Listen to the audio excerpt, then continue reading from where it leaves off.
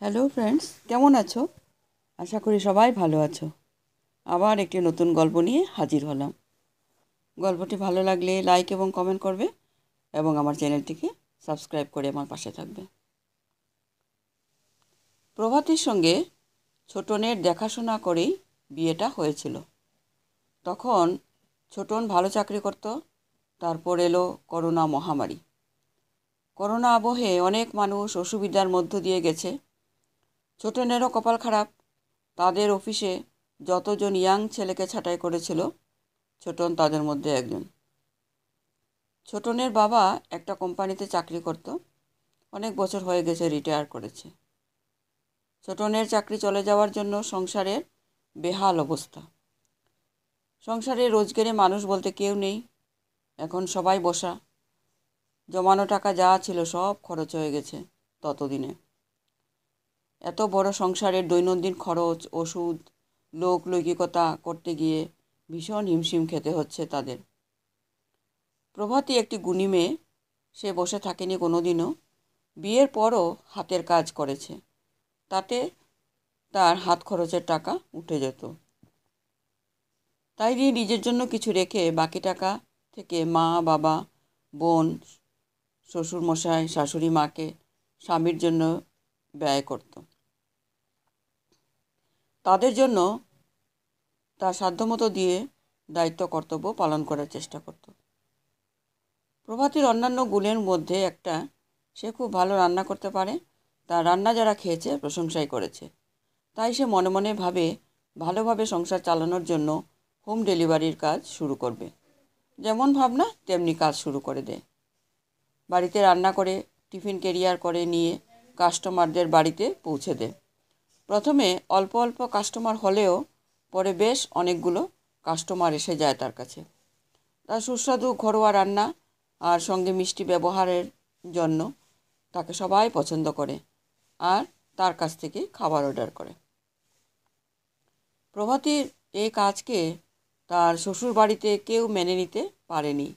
যে বাড়ির বউ হয়ে হোম ডেলিভারির কাজ করবে, সেটাও কি হয় কখনো? পাড়ার লোকজন ছাড়াও আত্মীয় স্বজনেরা খুব টিটকিরি দিয়ে ইনিয়ে বিনিয়ে কথা শোনাতে ছাড়ে না। কিন্তু প্রভাতী একটা কথা বেশ ভালোভাবে বোঝে, তাদের সংসারের অভাব মেটাতে কেউ কোনো সাহায্য করবে না, শুধু কিছু সহানুভূতির কথা বলে মজা নেবে। তাই যা করার তাকেই করতে হবে।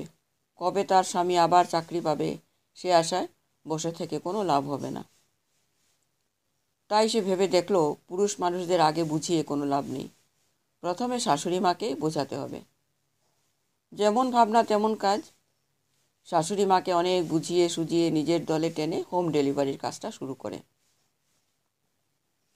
তারপর একসময় বাড়ির সবাই তার কাজকে মূল্য দিতে শুরু করলে সকলে মিলে হোম ডেলিভারির কাজে হাত লাগায়। এখন পরিবারের সব সদস্যদের যৌথ ব্যবসা এটা। এখন তাদের হোম ডেলিভারির ব্যবসা ছাড়াও একটা রেস্টুরেন্টের ব্যবসা আছে। সেখানে বিরিয়ানি, এগরোল, মোগলাই, চাউমিন, পকোড়া, সিঙ্গাড়া সহ অনেক ধরনের তেলেভাজা, স্ন্যাক্সের সমস্ত কিছু খাবার পাওয়া যায়। আর জামাইষষ্ঠী প্রভাতী এবং তার স্বামী যাবে জামাইষষ্ঠীর নিমন্ত্রণ রক্ষা করতে বাবার বাড়িতে। প্রভাতীর শাশুড়ি মা আজ সকাল থেকেই ভীষণ ব্যস্ত। যদিও অন্যান্য দিনেও ব্যস্ত থাকে, কিন্তু সে ব্যস্ততা অন্য রকমের। প্রভাতীর হাতে নতুন একটা শাড়ি দিয়ে তার শাশুড়ি মা বললেন, যাও বৌমা, যাও এটা পরে নাও। এই শাড়িটা পছন্দ করে তোমার জন্য কিনে এনেছি। আজ এই শাড়ি পরে বাবার বাড়িতে যাবে। প্রভাতীর শাড়িটা খুব পছন্দ হয়েছে। তার পছন্দের লাল হলুদ রঙের সফট জামদানি শাড়ি। শাড়িতে হাত বোলাতে বোলাতে সে মুখে মিষ্টি হাসি নিয়ে নিজের ঘরে চলে গেল শাড়ি পরতে। শাড়ি পরে ঘরের বাইরে এসে অবাক হয়ে গেল, আজ মেঝেতে আসন পাতা হয়েছে। সেটা শাশুড়ি মায়ের নিজের হাতে তৈরি। অনেক যত্ন করে আলমারিতে তুলে রাখেন শাশুড়ি মা। আজ কি এমন হলো যে সেই আসনটা মেঝেতে পাতা হয়েছে? শাশুড়ি মা রান্নাঘরে ব্যস্ত, তাই স্বামী আর শ্বশুরমশাই এর দিকে তাকিয়ে বোঝার চেষ্টা করলো কি হচ্ছে। কেউ কোনো উত্তর দিল না। দুজনেরই মুখেই হাসি। মনে হয় তারা কিছু জানে, কিন্তু তার কাছে তারা গোপন করে যাচ্ছে। প্রভাতী এবার অধৈর্য হয়ে উঠল। আজ সে বাবার বাড়িতে যাবে। এদিকে শাশুড়ি মায়ের ভাবভঙ্গি দেখে মনে হচ্ছে বাড়িতে কিছু ছোটোখাটো অনুষ্ঠান আছে। তবে তাকে কেউ কিছু বলেনি কেন? তাকে বললে সেই তো কাজ করে সাজিয়ে গুছিয়ে দিয়ে বাবার বাড়িতে যেতে পারত। তার ভাবনার মাঝে শাশুড়ি মা হাতে করে বড় কাঁসার থালায় ভাত, 5 রকমের ভাজা, কারো কিছু তরকারি, বড় মাছের মাথা দিয়ে ডাল, চিতল মাছের মুইঠা, কচি পাঁঠার ঝোল, আমের চাটনি, পাঁপড় ভাজা এনে পেতে রাখা আসনের সামনে সাজিয়ে রাখল। তারপর শ্বশুরমশাই একটা প্লেটে অনেক রকমের কাটা ফল, তার স্বামী একটা প্লেটে নানান রকমের সন্দেশ মিষ্টি এনে রাখল। প্রভাতী অবাক চোখে চেয়ে রইল।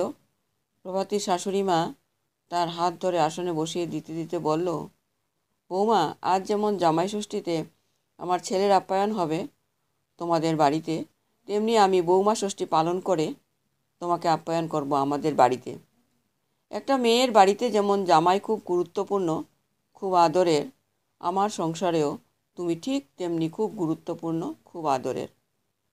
প্রভাতীর এইসব ব্যবস্থা দেখে আনন্দে চোখে জল এসে গেল। এত খুশি, এত সম্মানও কি তার পাওনা ছিল? নমস্কার।